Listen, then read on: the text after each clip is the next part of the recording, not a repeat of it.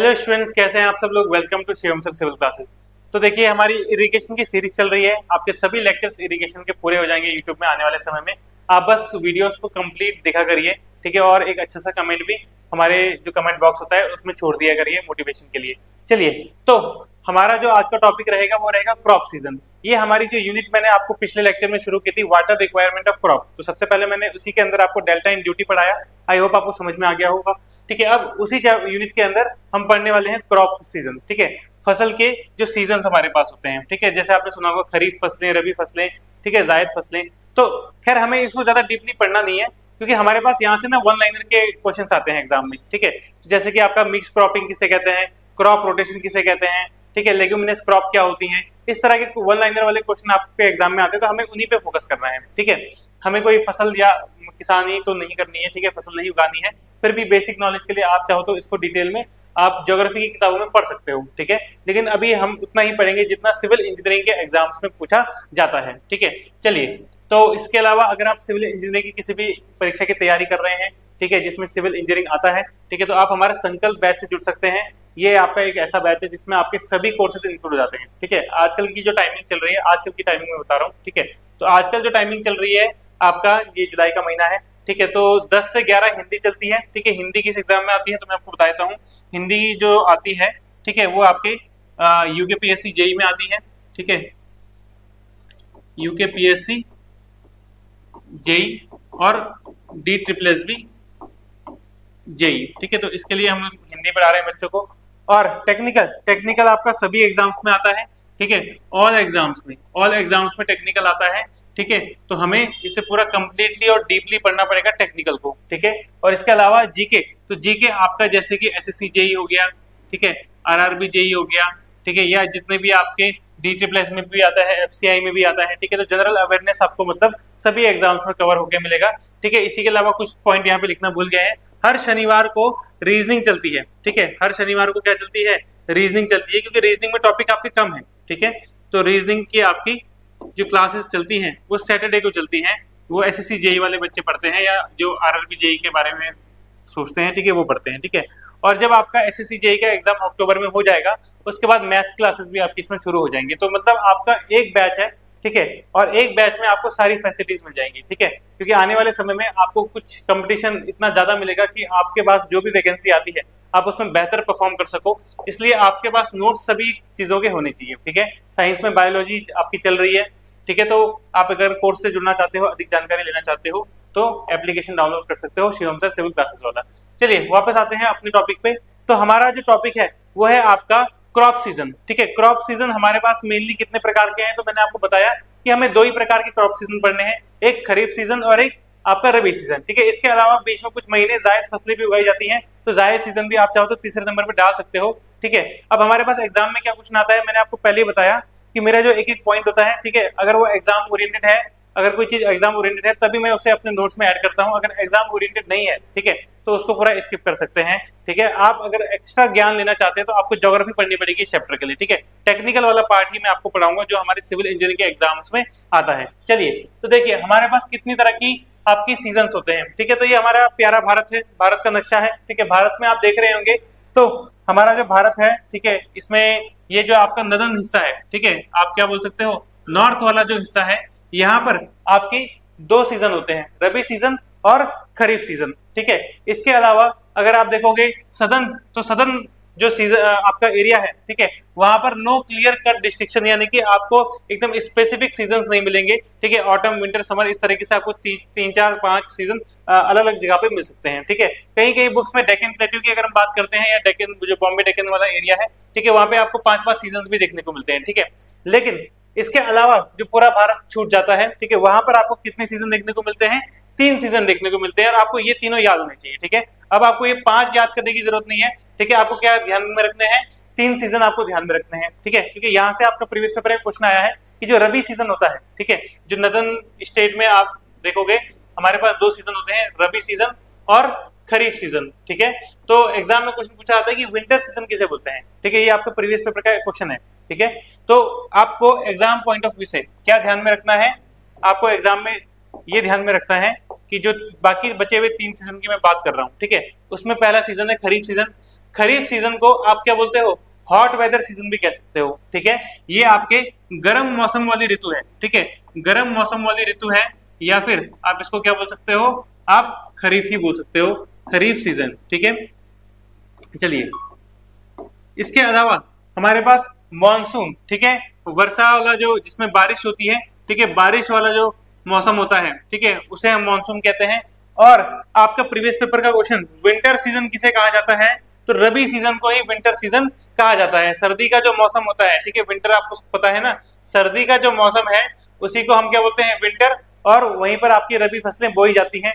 Clear, तो आपको ध्यान में रखना है, खरीफ फसल को बोलते हैं हॉट वेदर सीजन, और आपके रबी सीजन जो होता है, ठीक है, रबी जहां पर रबी फसलें उगाई जाएंगी उसे हम बोलेंगे विंटर सीजन, ठीक है। इसके अलावा तीसरा जो बच गया वो आपका बच गया मानसून, ठीक है। तो आपके जो प्रीवियस पेपर में क्वेश्चंस आते हैं उनमें आप स्टार भी लगा दिए करिए, ताकि आपको पता रहे कि भाई ये जो सर ने बात बताई थी ये थोड़ी ज्यादा इंपॉर्टेंट है, कि रबी सीजन को ही हम क्या बोलते हैं, विंटर सीजन बोलते हैं, ठीक है। पर हम अभी फिलहाल नदर्न स्टेट की बात करेंगे, यानी कि उत्तर में जो हमारे स्टेट्स हैं, तो वहां पर हम मेनली सीजन दो ही रखते हैं, ठीक है, एक रबी सीजन और एक खरीफ सीजन, ठीक है। तो 6 महीने का आप रबी मान लीजिए और 6 महीने का आप खरीफ मान लीजिए, ठीक है, 6 महीने का रबी और 6 महीने का खरीफ। तो जल्दी से कॉपी में सबसे पहले लिखिए, खरीफ सीजन किसे कहते हैं, ठीक है, खरीफ सीजन हम किसे कहते हैं।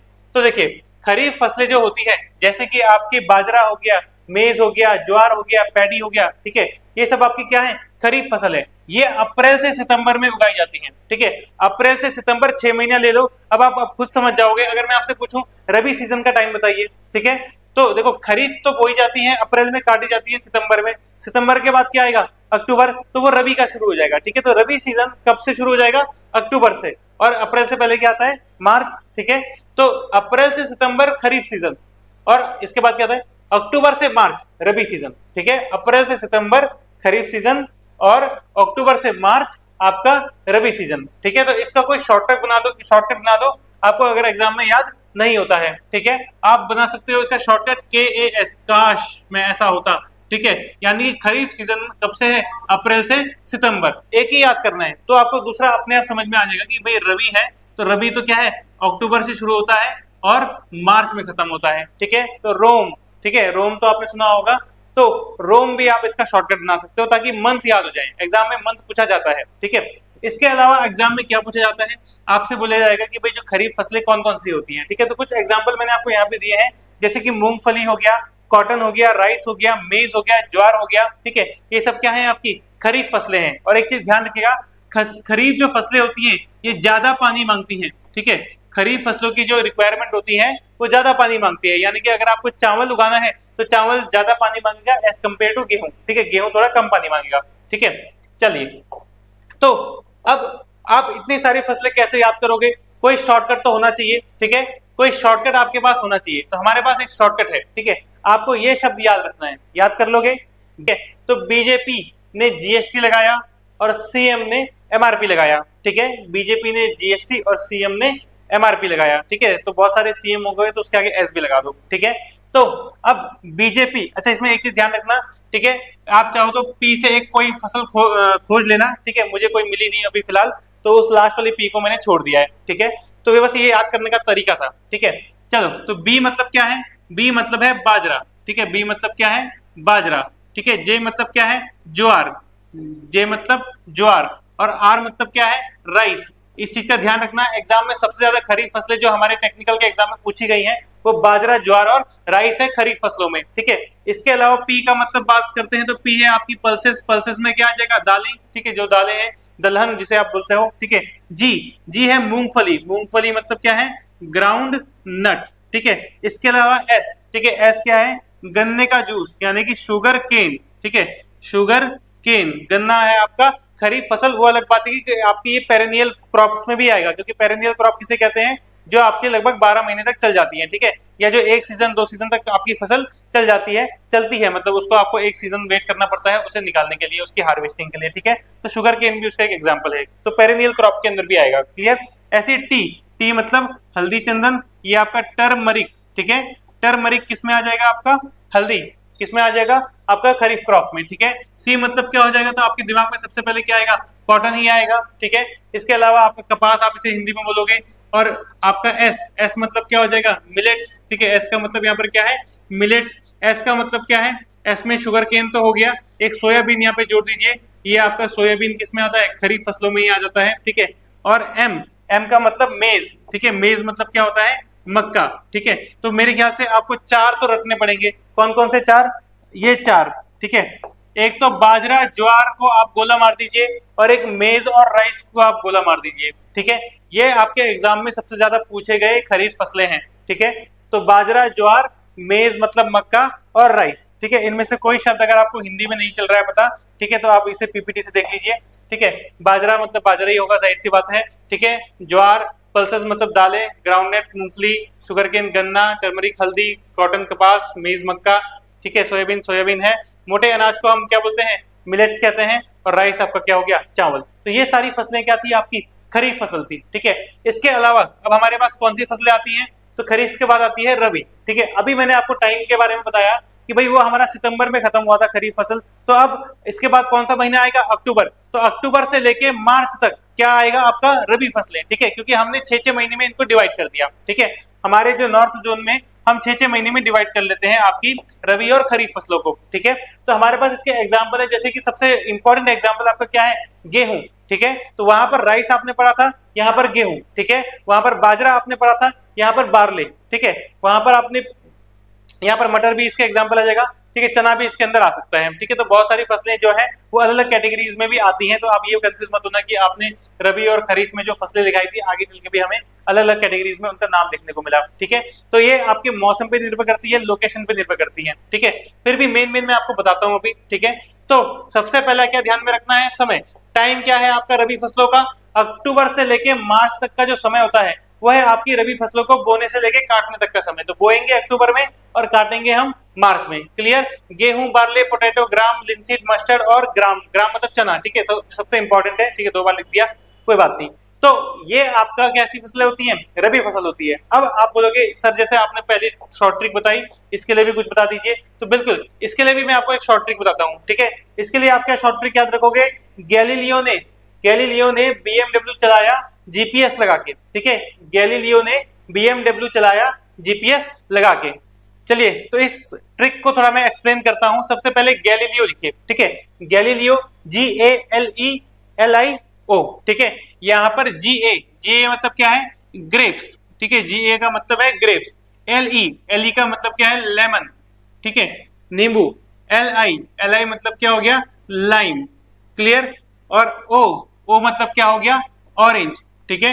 तो ये चारों जैसे आपने याद कर लिए, लेकिन सबसे इंपॉर्टेंट आपके जो है वो ये 3 है। हमारे एग्जाम में जो क्वेश्चन पूछे जाते हैं, रबी फसलें बताइए, तो रबी फसलों का जो सबसे ज्यादा रिपीट क्वेश्चन है वो बीएमडब्ल्यू है, ठीक है। बीएमडब्ल्यू आज के बाद आपको ध्यान रखना है।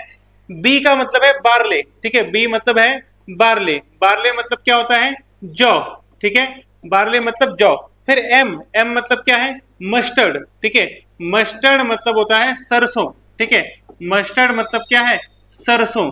इसके अलावा आपका डब्ल्यू क्या है, वीट मतलब क्या है, गेहूं, वीट मतलब है गेहूं, क्लियर। तो ये तीनों आपको ध्यान में रखने हैं, बार्ले, मस्टर्ड और वीट। इसके अलावा जीपीएस भी देख लो, जीपीएस मतलब चना, ठीक है। वैसे चने का क्वेश्चन जो है वो लेग्यूमिनस क्रॉप से आएगा आपका, ठीक है, यहां से नहीं पूछा जाता। तो ग्राम मतलब हो गया चना, ठीक है, ग्राम है चना। पी मतलब है पीज, मटर। और एस मतलब क्या हो गया, तिल, सीसैम, ठीक है। चलिए याद हो जाएंगे, तो थोड़ा प्रैक्टिस करेंगे तो हो जाएंगे, ठीक है, कोई बहुत बड़ी बात नहीं है। चलिए तो एक बार मैं आपको फिर से दिखा देता हूं, ठीक है, अच्छी हैंडराइटिंग में। तो Galileo, grapes, lemon, lime, orange. BMW, barley, mustard, wheat, ये तीनों इंपॉर्टेंट है, इसमें स्टार लगा देना, ठीक है। जीपीएस, ग्राम, पीज और सीसैम, ठीक है। सीसैम मतलब तिल होता है, पीज मतलब मटर होता है, ग्राम चना आपको पता होगा, वीट गेहूं, मस्टर्ड ऑयल आपका सरसों, ठीक है। बार्ले जौ, ठीक है। इसके अलावा आपका लाइम कागजी नींबू होता है, और लेमन नींबू होता है सिर्फ, ठीक है, क्लियर। तो आई होप आपको खरीफ और रबी फसलें के बीच में अंतर समझ में आ गया। एग्जाम में क्या पूछा जाएगा, पहला सवाल इनका टाइम पीरियड। तो खरीफ का आपका अप्रैल से सितंबर और रबी का अक्टूबर से मार्च। उसके बाद आपके जो एग्जाम्पल है वो आपको ध्यान में रखनी है, ठीक है। तो इससे पहले जो मैंने आपको ट्रिक बताई और एक आपकी गैलीलियो वाली ट्रिक हो गई, ये आपको थोड़ा ध्यान में रखनी है, ठीक है। चलिए इसके अलावा अगर आपको कोई फसल दिखती है, जैसे सीजनल फ्रूट होते हैं, ठीक है, जो फ्रूट सीजन में आते हैं, इसके अलावा आपका सब्जियां होती हैं, तो वो ज्यादातर जो है वो आपके इन्हीं साल के मतलब इन्हीं दोनों रबी फसलों या खरीफ फसलों के बीच में उनका टाइम पीरियड होता है। ठीक है, तो यहाँ पर हमारी फसलें होती है जायद क्रॉप। ठीक है, तो मार्च से लेके जून आप इसे बोल सकते हो, या इसके अलावा जितनी भी फसलें आपको कभी दिख गई, ठीक है, तो उसे जायद फसलों में आप डाल देना। ठीक है, इतना ज्यादा टेंशन लेने की जरूरत नहीं है। ठीक है, तो सब्जियां और सीजनल फ्रूट, ठीक है, वाटरमेलन, ठीक है, करेला, बिटर गॉड, मस्क मेलन, ठीक है, कुकुम्बर यानी कि जो आपका ककड़ी हो गई, ठीक है, खीरा जो हो गया। ठीक है, तो ये सब आपके एग्जाम्पल किसके हो जाएंगे, जायद क्रॉप के हो जाएंगे। तो जायद क्रॉप से एग्जाम में कुछ ज्यादा क्वेश्चन आए नहीं है, तो आपको रबी और खरीफ पे ज्यादा इंपॉर्टेंट ध्यान देना है। ठीक है, रबी की आपको टाइम पीरियड और फसलें दोनों याद होनी चाहिए। ठीक है, जायद फसल का अगर टाइम पीरियड कभी एग्जाम में पूछा जाए, जो पूछा नहीं जाएगा, पर हर किताब में आपको अलग अलग मिलेगा।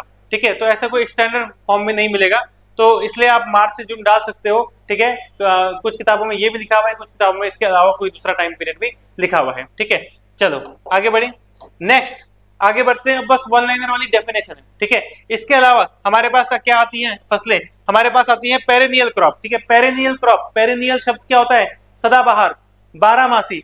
ठीक है, तो जो फसल काफी लंबे समय तक अलग अलग सीजन में रह जाती है उसे हम क्या बोलते हैं, पेरेनियल क्रॉप बोलते हैं। क्योंकि एक कोई मान लो रबी सीजन, रबी क्रॉप है, जैसे शुगर केन क्या थी आपकी, खरीफ क्रॉप थी, तो वो अब रबी सीजन में भी तो लगी रहती है। ठीक है, तो वो दो सीजन को कवर कर लेती है। ठीक है, तो ओवरलैप कर रही है, एक फसल दूसरे सीजन को ओवरलैप कर रही है, इस वजह से इनका दूसरा नाम क्या है, ओवरलैपिंग। आप इसे फसल भी कह सकते हो, ओवरलैपिंग क्रॉप भी कह सकते हो। ठीक है, अब the crop which requires more than one season for their growth. ठीक है, एक ऐसी फसल जिसको एक सीजन से ज्यादा समय चाहिए होता है अपने विकास के लिए, अपनी ग्रोथ के लिए। ठीक है, तो इसके एग्जाम्पल, एग्जाम में एक ही एग्जाम्पल पूछा जाएगा पेरेनियल क्रॉप का, वो है शुगर केन। ठीक है, इसके अलावा भी आप एग्जाम्पल में दे सकते हो कॉटन, स्ट्रॉबेरी।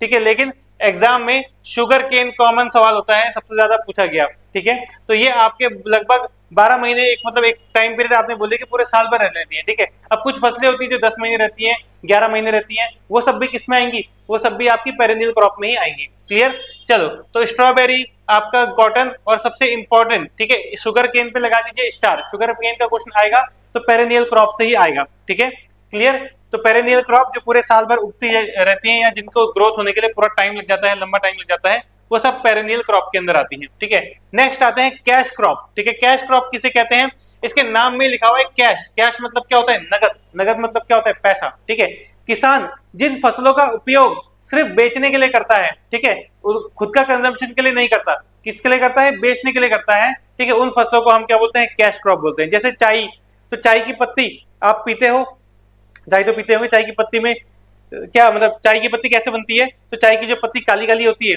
ठीक है, असल में वो भी हरे पत्तियों से ही बनती है। ठीक है, तो जो चाय होती है, ठीक है, ये जो कॉफी होती है, वो किसान क्यों उगाएगा। ठीक है, ऐसा तो नहीं कि सब अपनी फसल खुद कंज्यूम कर लेगा। जबकि गेहूं की बात करते हैं या चावल की बात करते हैं, तो चावल और गेहूं में ऐसा होता है कि किसान पहले ये देखता है कि भाई पहले मेरे पूरे साल भर का खर्चा तो निकल जाए कम से कम। ठीक है, तो पहले वो खुद कंज्यूम करता है उसे, ठीक है, अपने परिवार के लिए पहले संरक्षित करता है, बाद में जो बच गया उसको शायद वो बेचे। ठीक है, तो वो कैश क्रॉप के अंदर नहीं आता। लेकिन जैसे आपके एग्जाम्पल हो गए गन्ना, ठीक है, ये तंबाकू हो गया, ये आपका कॉटन हो गया, ये सब क्या है, कैश क्रॉप है। किसान इसको उगाता है, क्यों, ताकि इसे किसी थर्ड पार्टी को बेच सके। क्लियर, तो इसको हम बोलते हैं कैश क्रॉप। क्लियर, सिंपल सी डेफिनेशन है। ठीक है, अब देखिए हमारे जो देश में इन सबको कैश क्रॉप बोलते हैं, कई जगहों पे चावल भी सिर्फ बेचने के लिए उगाया जाता है, तो उनके लिए वो भी क्या रही होगी, कैश क्रॉप रही होगी। ठीक है, पर हमारे देश में ऐसा नहीं है। ठीक है, क्लियर, हमारे देश में चावल जब उगता है तो मोस्ट प्रोबेबली किसान पहले अपने रखेगा। ठीक है, अब हम बात करते हैं पैलियो इरिगेशन। ठीक है, पैलियो इरिगेशन किसे कहते हैं, पलेवा सिंचाई हिंदी में बोलते हैं। तो अभी जब हमें खेती करनी होती है, ठीक है, तो आपने देखा होगा कि सीजन दर सीजन जब खेती होती है, तो जब फसल हमें बोनी होती है, तो हमारी जो मिट्टी है वो बहुत हार्ड हो जाएगी। ठीक है, हार्ड हो जाएगी तो क्या करना पड़ेगा, तो जाहिर सी बात है हम पूरे खेत को पानी से भर देंगे। तो बीज बोने से पहले या फसल बोने से पहले हम पूरे खेत को पानी में भर देते हैं। ठीक है, इस तरह की सिंचाई को हम क्या बोलते हैं, हम पलेवा सिंचाई यानी कि पैलियो इरिगेशन कहते हैं। ठीक है, ऐसा क्यों करते हैं, ताकि बाद में बीज बोने में या फसल बोने में आसानी हो। ठीक है, तो बुआई से पहले खेत को पानी से भिगोने की जो प्रक्रिया है, ठीक है, land is kept submerged with water before sowing, बोने से पहले पूरे खेत को पानी से भर देते हैं, इस प्रोसेस को बोलते हैं पलेवा सिंचाई, पैलियो इरिगेशन। ठीक है, तो ये सब वन लाइनर जैसे डेफिनेशंस है, ये आपको याद करनी है। ठीक है, जब जब मैं बोर्ड से हट रहा हूं तो तब आप पॉज करके इनको लिख भी लो, कॉपी में लिख भी लो, ये सब एग्जाम में आता है, ठीक है। नेक्स्ट टर्म क्या है, नेक्स्ट टर्म है आपकी कोर वाटर, और उसी में से शब्द आता है कोर डेप्थ और कोर पीरियड, ठीक है। तो ये कोर शब्द जब भी आपको दिख जाए, ठीक है, तो सबसे पहले मैं आपको कोर डेप्थ बताता हूं, ठीक है। कोर डेप्थ का मतलब क्या हो गया, तो अब जैसे हम एग्जांपल लेते हैं चावल का, ठीक है, गन्ने का। आपके एग्जाम में कई बार पूछा जा चुका है ये वाला क्वेश्चन कि चावल के लिए आपकी कोर डेप्थ कितनी होती है, 19 सेंटीमीटर होती है, ठीक है। व्हीट के लिए कितनी होती है, 13 सेंटीमीटर होती है, ठीक है। तो देखिए, अब depth of water, core depth और पीरियड। तो पहले कोर वाटर की डेफिनेशन समझ लो। कोर वाटर मतलब क्या है, मतलब सिंचाई, ठीक है। जब पौधा अपनी मैच्योर वाली स्टेट में होता है, यानी कि कुछ सेंटीमीटर बढ़ जाता है, ठीक है। जब पौधा कुछ सेंटीमीटर बढ़ जाता है तो उसको सबसे ज्यादा पानी की आवश्यकता होती है, ठीक है। तब पौधा जवान होता है और उसे सबसे ज्यादा पानी की आवश्यकता होती है। इसी समय को हम क्या बोलते हैं, कोर पीरियड बोलते हैं। इसी समय को कोर पीरियड बोलते हैं। और जो ये सिंचाई आप कर रहे हो इसे हम कोर सिंचाई, कोर इरिगेशन या कोर वाटरिंग बोलेंगे। और जो डेप्थ आप पानी की देने वाले हो पौधे को, उसे हम क्या बोलते हैं, कोर डेप्थ बोलते हैं। क्लियर। तो सिंपल सा, जब पौधा मैच्योर हो जाएगा, ठीक है, जब जवान हो जाएगा, उस केस में उसे पानी की आवश्यकता सबसे ज्यादा होती है। तो वो जो टाइम पीरियड होता है उसे कोर पीरियड बोलते हैं। जितना पानी आप उसे दोगे उसे कोर डेप्थ बोलेंगे। और जो आप उसे सिंचाई कर रहे हो उसे कोर सिंचाई यानी कोर वाटरिंग बोलेंगे। क्लियर, सिंपल सी डेफिनेशन है। तो एक बार लिख भी लो कॉपी में, ठीक है। Core water, watering when the crop grows a few centimetre, the first watering given is called core water, ठीक है। जब कुछ सेंटीमीटर आपकी फसल बढ़ जाती है तब जो आप उसकी सिंचाई करते हो, ठीक है, उसे हम क्या बोलते हैं, कोर वाटर बोलते हैं, ठीक है। डेप्थ, डेप्थ क्या है, core depth, the depth of water applied during core watering, ठीक है। तो जितना पानी आप कोर पीरियड में यानी कि कोर वाटरिंग में आप जितना पानी देते हो, इस समय जो आप जितना पानी दोगे उस गहराई को क्या बोलते हैं, कोर डेप्थ कहते हैं, ठीक है। और कोर पीरियड क्या है, तो जितनी अवधि में, ठीक है, the period during which core watering is done, ठीक है, जितनी अवधि तक आप ये पानी देते रहते हो उसे, उस पीरियड को क्या बोलेंगे, कोर पीरियड बोलेंगे। तो ये कोर शब्द जब भी आ जाए तो इस डेफिनेशन को ध्यान में रखना, ठीक है। जब पौधा कुछ सेंटीमीटर बड़ा हो जाता है उस समय पे जो कार्य आप कर रहे हो पौधे के साथ, तो उसके आगे कोर लगा देना है, ठीक है। उस समय आप जो सिंचाई कर रहे हैं वो कोर वाटरिंग है, ठीक है। उस समय हम जो पानी की गहराई उसको दे रहे हैं, जो डेल्टा हम रख रहे हैं, ठीक है, डेल्टा मतलब पानी की गहराई, ठीक है, वो कोर डेल्टा हो जाएगा, ठीक है। उसको नाम भी क्या पड़ जाएगा, कोर डेल्टा, ठीक है। और डेल्टा मतलब डेप्थ होता है, तो कोर डेप्थ भी आप इसे कह सकते हो, ठीक है।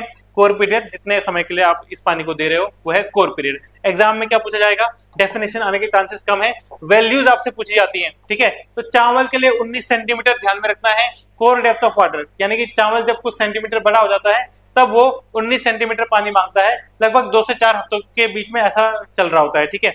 और अगर हम गेहूं की बात करें तो 13.5 सेंटीमीटर, और अगर शुगर केन गन्ने की बात करें तो 16.5 सेंटीमीटर। तो 19 सेंटीमीटर, सिर्फ यही 3 याद करने हैं, ठीक है। ऐसे नहीं कि आप सारी फसलों का लेके बैठ जाइए, ठीक है, या इसलिए मैं लिखा भी नहीं रहा हूं आपको। तो सारी फसलों का याद नहीं करना, हमें सिर्फ इन 3 फसलों का याद करना है, ठीक है। किसका, राइस का, गेहूं का और शुगर केन का। क्या क्या है, 19, गेहूं का क्या है 13.5, और शुगर केन का क्या है आपका 16.5 सेंटीमीटर इनकी कोर डेप्थ है, ठीक है। डेप्थ ऑफ वाटर क्या है आपकी, ये वैल्यूज है। क्लियर, चलिए समझ में आ जाएगा, ठीक है। रिकॉर्डिंग हो रही है, ठीक है, आगे बढ़े। नेक्स्ट, अब हमारी नेक्स्ट, अब देखो डेफिनेशन है, ठीक है। तो नेक्स्ट डेफिनेशन है हमारी आपकी लेगुमिनस क्रॉप, ठीक है। लेगुमिनस क्रॉप किसे कहते हैं, फलीदार फसलें। जैसे आप मटर काटते हो तो उसको 2 फलियों में डिवाइड कर लेते हो। मैक्सिमम जो दालें आती हैं वो भी 2 फलियों में डिवाइड हो जाती हैं, ठीक है। फली अगर समझ में नहीं आ रहा तो मूंगफली तो खाई होगी आपने, ठीक है। मूंगफली जब खाते हो तो एक मूंगफली के भी आप 2 टुकड़े कर लेते हो, ठीक है। तो इसको फली बोलते हैं, ठीक है। तो यही हमारी क्या होती है, लिगुमिनस क्रॉप होती है। लिगुमिनस क्रॉप क्या होती है, ऐसी फसलें जिनको आप 2 पार्ट्स में डिवाइड कर सकते हो, उनको हम फलीदार फसल बोलते हैं। लेकिन मेन चीज आपको क्या ध्यान में रखनी है, हम इसे क्यों पढ़ रहे हैं, ठीक है। हम इसे इसलिए पढ़ रहे हैं क्योंकि ये एक ऐसी फसलें होती हैं जो आपकी मिट्टी के लिए बहुत ज्यादा जरूरी होती है, ठीक है। जैसे चना, चना कैसी क्रॉप है, या मटर कैसी क्रॉप है, ठीक है। ये सब कैसी क्रॉप है आपकी, या पीनट्स, ठीक है। मूंगफली कैसी क्रॉप है, ये है आपकी लिगुमिनस क्रॉप, ठीक है। ये क्या करती हैं, तो देखो इनकी जब आप जड़ें देखोगे, ठीक है, इनके जड़ों में आपको ऐसे नोड्यूल्स बने हुए दिखाई देंगे, ठीक है। इनमें एक बैक्टीरिया होता है, ठीक है, एक बैक्टीरिया इनमें पाया जाता है, ठीक है। बैक्टीरिया का नाम आपकी इच्छा है, आप ध्यान में रखना चाहो तो रख सकते हो, ठीक है। राइजोबियम बैक्टीरिया, ठीक है। कौन सा बैक्टीरिया, इनके जो नोड्यूल्स होते हैं इनमें राइजोबियम बैक्टीरिया पाया जाता है। ठीक है, ये बैक्टीरिया क्या करता है, ये बैक्टीरिया की मदद से, ठीक है, जो पौधे सांस ले रहे हैं, ठीक है, उस एयर में से नाइट्रोजन निकालेगा। ठीक है, तो वातावरण में से नाइट्रोजन खींचेगा और सॉइल में छोड़ देगा। ठीक है, तो अब आप पूछेगा नाइट्रोजन की हमें क्या जरूरत है या पौधे को क्या जरूरत है, तो ध्यान रखना सबसे जरूरी पौधे के लिए क्या जरूरी है, नाइट्रोजन। ठीक है, आप पौधे में खाद डालते हो, क्यों डालते हो खाद, ठीक है, हम खाद क्या होती है, खाद आप क्या करते हो, पूरी पुरानी सब्जी या गोबर होता है उसको सड़ा देते हो, सड़ने के बाद उसमें क्या होता है, नाइट्रोजन ही तो बनती है। ठीक है, नाइट्रोजन आपको मैंने वाटर सप्लाई में भी तो पढ़ाया है कि अगर पानी में आपको नाइट्रोजन के अवशेष दिख रहे हैं, इसका मतलब वहां पर कोई ना कोई जैविक पदार्थ है जिसका पूरा डिकम्पोजिशन नहीं हुआ है। ठीक है, इसका मतलब आपका जो डिकम्पोजिशन सिस्टम है, ठीक है, वो नाइट्रोजन को बनाता है। ठीक है, नाइट्रोजन पौधे के लिए सबसे उपयोगी तत्व होता है, इस चीज का ध्यान रखिएगा, एग्जाम में पूछा जाएगा पौधे के लिए सबसे उपयोगी तत्व कौन सा है, तो ध्यान रखिएगा नाइट्रोजन। ठीक है, लेकिन जब हम एक ही फसल बार बार उगाते रहते हैं, अगर आपके खेत है, आप बार बार चावल उगाते रहोगे, तो बार बार चावल उगाओगे तो बार बार वो नाइट्रोजन एब्जॉर्ब करता रहेगा, एक समय ऐसा आएगा आपके खेत में नाइट्रोजन खत्म हो जाएगी, और जब नाइट्रोजन खत्म हो जाएगी तब आप दोबारा जब चावल उगाओगे तो चावल उगेगा ही नहीं। ठीक है, और समय के साथ आपका खेत बंजर पड़ जाएगा। इसका मतलब क्या है कि आप बार बार एक फसल भी नहीं उगा सकते। ठीक है, कहीं सुना होगा आपने, कई बार जो खेती बाड़ी से दूर भी है उनको पता होगा। ठीक है, कई बार आप बड़े बुजुर्गों से सुनते होंगे कि बार बार एक फसल खेत में नहीं उगानी चाहिए। क्यों, तभी नहीं उगानी चाहिए क्योंकि नाइट्रोजन होता है। ठीक है, नाइट्रोजन खत्म हो जाता है। ठीक है, अब नाइट्रोजन खत्म हो गया तो क्या करोगे, तो नाइट्रोजन खत्म हो गया तो भाई एक तरीका तो यह है कि खाद लाइए।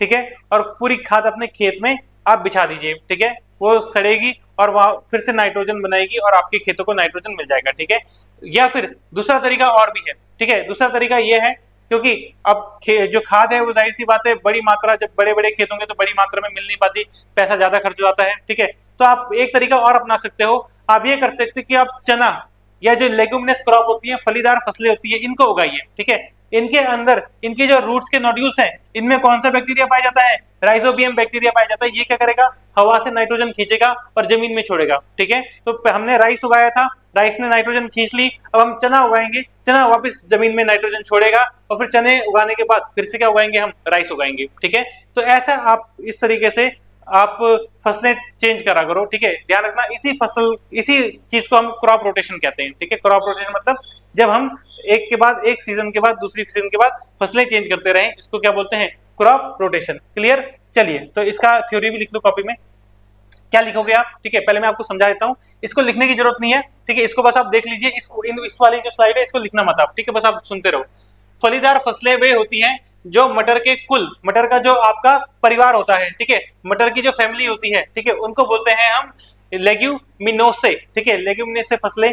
तो अब यहीं से आपका लेग्यूमिनस क्रॉप बना है। ठीक है, तो इनकी जो रूट्स होती है, majority of plant in this family have roots nodules. ठीक है, इनके जो आपकी रूट्स होती हैं उसमें गांठें बनी होती हैं। ठीक है, और इन गांठों में एक बैक्टीरिया पाया जाता है, राइजोबियम बैक्टीरिया। ठीक है, राइजोबियम बैक्टीरिया पाया जाता है। ठीक है, और नाइट्रोजन क्या करता है, ये it fixes the nitrogen from air. ठीक है, यह वायुमंडल से नाइट्रोजन को स्थिर करता है। ठीक है, यानी कि आसान भाषा में कहो तो वायुमंडल से नाइट्रोजन लेगा और जमीन में छोड़ देगा। ठीक है, तो this fixed nitrogen can raise the amount of nitrogen in the soil when plant left over break down. ठीक है, कहने का मतलब यह है कि जब पौधों के अवशेष सड़ते हैं तो यह स्थिर की मतलब नाइट्रोजन आपकी नाइट्रोजन जमीन में आ जाएगी इसकी हेल्प से, बस इतना ध्यान में रखिएगा। ठीक है, वैसे इसका हिंदी में अनुवाद थोड़ा अलग हो गया, तो ये इसका मतलब यह है कि आपका जब आप फसलें काट देते हो, ठीक है, तो उसका जो पोर्शन आपके जमीन में बचेगा, ठीक है, तो वो उनको भी फिक्स करने में हेल्प करेगा। ठीक है, उनको सड़ाने में हेल्प करेगा, नाइट्रोजन और ज्यादा बनने में हेल्प करेगा। क्लियर, चलिए तो ये समझ में आ गया। तो अब आपको बस मेन चीज ध्यान में रखनी है, ठीक है, कि लेगुमिनस क्रॉप किसे कहते हैं। तो यहां से बस आप एक लाइन लिखना कि वो फसलें, ठीक है, वो फसलें जो मृदा में नाइट्रोजन छोड़ती हैं, आसान भाषा में आप यही समझ लो। ठीक है, छोड़ती हैं, ठीक है, उन्हीं को फलीदार फसलें लेगुमिनस क्रॉप कहते हैं। Crops which release nitrogen to soil. ठीक है, crops which release nitrogen to soil. Clear, इतना समझ में आ गया? तो बस इतना ही आपको ध्यान में रखना है, ठीक है। अब मैंने आपको क्या बोला कि अगर एक ही खेत में आप फसलें उगाते रहोगे तो क्या खत्म होगा? नाइट्रोजन खत्म होगा और बार बार आप चावल उगा नहीं पाओगे, ठीक है। तो आप क्या करिए, आप ये करिए कि आप चावल के बाद ज्वार उगाइए, ज्वार के बाद चना उगाइए, या चावल के बाद चना उगाइए, या कपास के बाद गेहूं उगाइए और गेहूं के बाद चना उगाइए, ठीक है। चना सबसे इंपॉर्टेंट है, आप देख रहे हो, ठीक है। चना क्या करेगा? आपकी लेग्यूमिनस क्रॉप है तो नाइट्रोजन फिक्सेट करेगा, नाइट्रोजन जमीन में मात्रा बढ़ाने में हेल्प करेगा, ठीक है। तो यही जो आप राइस उगा रहे हो, ज्वार उगा रहे हो, चना उगा रहे हो, ठीक है, इस तरह का जो रोटेशन आप कर रहे हो सीजन दर सीजन, इसको क्या बोलते हैं? क्रॉप रोटेशन, ठीक है। इसे क्या बोलते हैं? Crop rotation. तो जल्दी से डेफिनेशन लिख लीजिए। When same crop is grown again and again in the field the fertility of land is reduced. जब एक ही प्रकार की फसलें खेत में बार बार उगाई जाती हैं तो मृदा का उपजाऊपन खत्म हो जाता है, ठीक है। चलिए, in order to enhance fertility allow land is to lie fallow without cultivation for some time और grow crop which do not require the salt and food which were required by earlier crop, ठीक है। इसका मतलब क्या हुआ? इसका मतलब ये हुआ कि अब ऐसे में क्या करोगे? ऐसे में हम ये करेंगे कि भाई हम कुछ समय तक फसल उगाएंगे नहीं खेत में। तो अगर हम कुछ समय तक फसल उगाएंगे नहीं तो इसमें तो किसान का नुकसान हो जाएगा, ठीक है। तो दूसरा तरीका क्या है? हम ऐसी फसल उगाएंगे जो अब पुरानी वाली फसल जैसा खाना जमीन से नहीं मांगेगी, ठीक है। हम कोई दूसरी फसल उगाएंगे, ठीक है। तो दूसरी फसल उगाएंगे, क्लियर, जिसका खाना डिफरेंट होगा, जो डिफरेंट साल्ट मांगेगी, ठीक है, जो डिफरेंट आपका फूड मांगेगी, डिफरेंट साल्ट मांगेगी, जैसे चना हो गया, ठीक है। तो राइस के बाद क्या उगा रहे हैं? चना उगा रहे हैं, उसकी खुराक अलग है, ठीक है, क्लियर। चलिए, the method of growing different crop in rotation one after the other in the same field is known as crop rotation. यानी कि एक ही खेत में आप अलग अलग सीजन में अलग अलग फसल उगाते हो, इस पूरे चक्र को हम क्या बोलते हैं?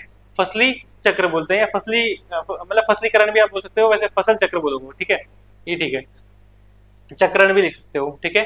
तो फसल चक्र, क्रॉप रोटेशन समझ में आ गया। एक ही खेत में जब आप अलग अलग फसलें उगाते हो अलग अलग सीजन में, ठीक है। अच्छा, बच्चे कंफ्यूज आते हैं क्रॉप रोटेशन से और मिक्स्ड क्रॉपिंग से, ठीक है। क्रॉप रोटेशन और मिक्स्ड क्रॉपिंग, अच्छा आप मुझे बताओगे मिक्स्ड क्रॉपिंग किसे कहते हैं? ठीक है, मिक्स्ड क्रॉपिंग किसे कहते हैं? मिक्स्ड क्रॉपिंग किसे कहेंगे हम? तो मिक्स्ड क्रॉपिंग का मतलब होता है एक ही खेत में अलग अलग फसलें उगाना। क्रॉप रोटेशन का मतलब क्या होता है? एक खेत में एक ही फसल उगाएंगे लेकिन अगले सीजन में दूसरी उगाएंगे, फिर अगले सीजन में तीसरी भी उगा सकते हैं, ठीक है। लेकिन आपका जो मिक्स क्रॉपिंग है, ठीक है, मिक्स क्रॉपिंग क्या है? तो देखो, क्रॉप रोटेशन तो फायदा है, आपने देखा ना, क्रॉप रोटेशन तो क्या है? ये फायदा है किसान के लिए और आपकी फसल के लिए फायदा है। लेकिन मिक्स क्रॉपिंग फायदा नहीं है, मिक्स क्रॉपिंग क्या है? नुकसान है।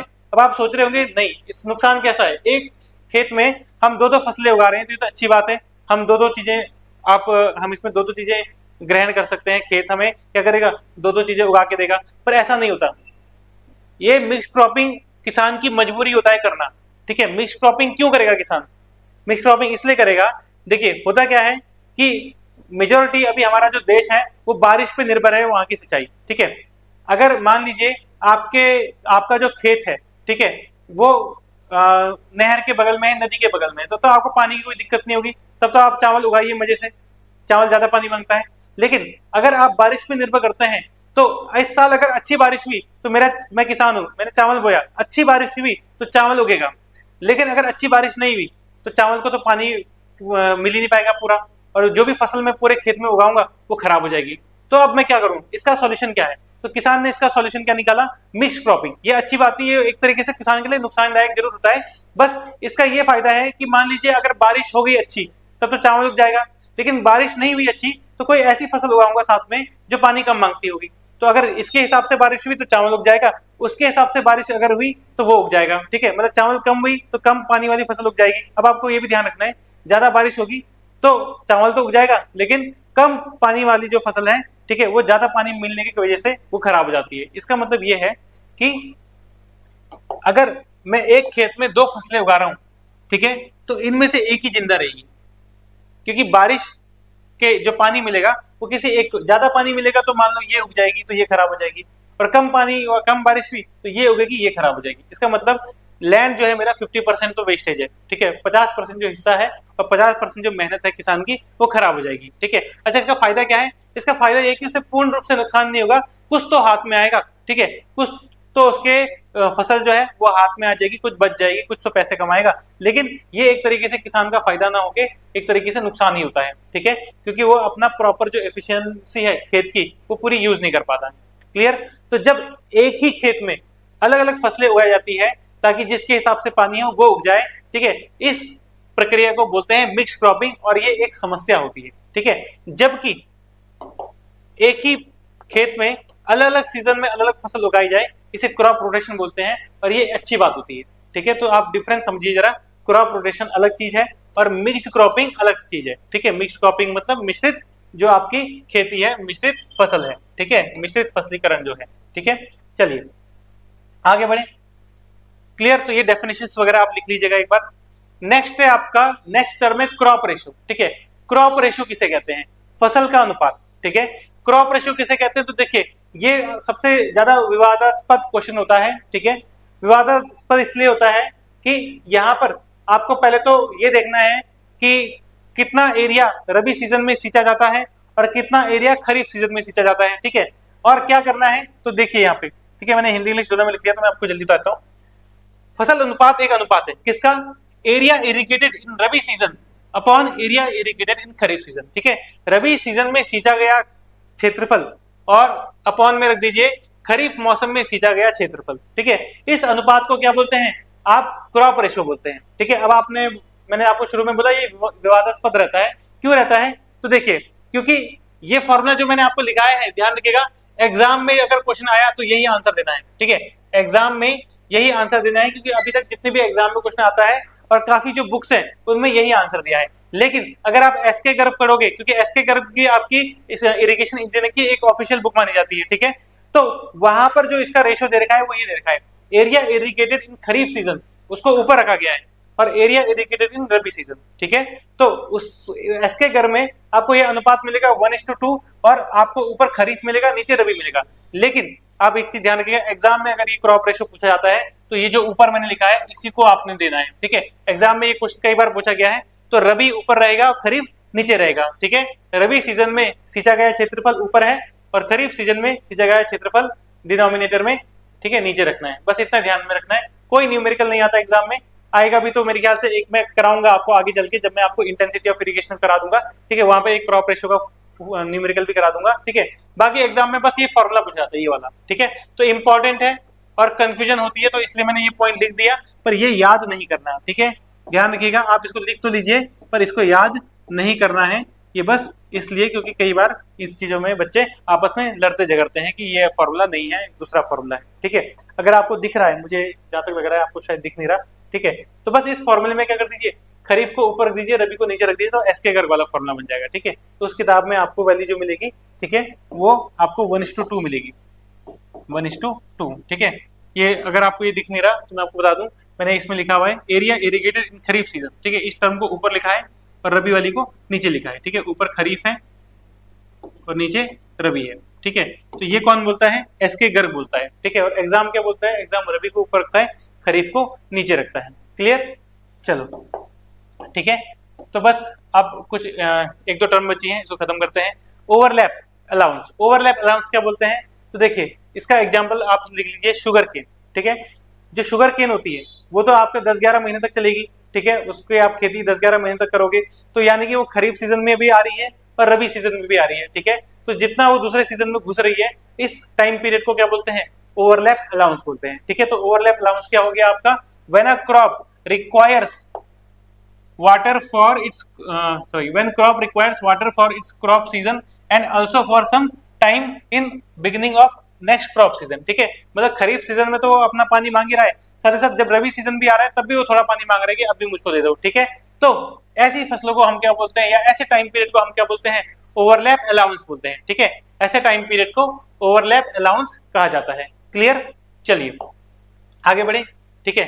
तो आप चाहो तो इसको डेफिनेशन नोट कर लीजिए, मैं हट जाता हूँ बोर्ड से, ठीक है, वीडियो पॉज करके। नेक्स्ट हमारा आज का लास्ट टॉपिक वो है ऑप्टिमम वाटर डेप्थ, ठीक है। तो ऑप्टिमम वाटर डेप्थ क्या है? तो पानी की वह क्वांटिटी, पानी की वह मात्रा जिस पर आपको किसी फसल की अधिकतम पैदावार मिल सकती है। ठीक है, इस पानी की मात्रा को हम क्या बोलते हैं, ऑप्टिमम वाटर डेप्थ बोलते हैं, ऑप्टिमम डेल्टा भी आप कह सकते हो। ठीक है, तो ऑप्टिमम डेल्टा भी आप इसे कह सकते हो। Quantity of water at which yield is maximum, yield मतलब क्या होता है, यील्ड मतलब होता है पैदावार। ठीक है, पैदावार या जिसको मैंने नीचे लिखा हुआ है उपज। ठीक है, तो जिस पानी की मात्रा में आपके खेत की पैदावार सबसे अधिक होगी उसको हम क्या बोलेंगे, ऑप्टिमम वाटर डेप्थ बोलेंगे। तो ये वन लाइनर जैसा है। ठीक है, चलिए, तो ये हमारा आज कुछ डेफिनेशंस और आपके क्रॉप सीजन्स का चैप्टर खत्म होता है। ठीक है, नेक्स्ट जो चैप्टर है उसमें मैं आपको पढ़ाऊंगा एफिशिएंसीज। ठीक है, different type of efficiency, water application efficiency, water distribution efficiency, storage efficiency. ठीक है, वाटर यूज एफिशिएंसी, ये सब हम पढ़ेंगे इसमें। ठीक है, दक्षता वाला जो चैप्टर है नेक्स्ट वीडियो आपको उसका मिलेगा। ठीक है, तो आप इसके नोट्स वगैरह बनाइए, अच्छे से बनाइए, क्योंकि थियोरेटिकल सब्जेक्ट है। ठीक है, और काफी बड़ा सब्जेक्ट इस वजह से हो जाता है क्योंकि थ्योरी बहुत ज्यादा है इसमें। ठीक है, न्यूमेरिकल्स की संख्या भले ही आपको कम मिलेगी, थ्योरी काफी ज्यादा मिलेगी, तो इसलिए आप इसके नोट्स एक बार बना लीजिए। ठीक है, एक बार आप जब पूरे नोट्स बना लेंगे मेरे वीडियो लेक्चर से, तो आपको दोबारा कभी भी ये सब्जेक्ट पढ़ने की जरूरत नहीं पड़ेगी। जो नोट्स में आप पढ़ोगे उतना ही मोर देन सफिशिएंट होगा। ठीक है, चलिए, तो आज के लिए हम इतना ही करते हैं।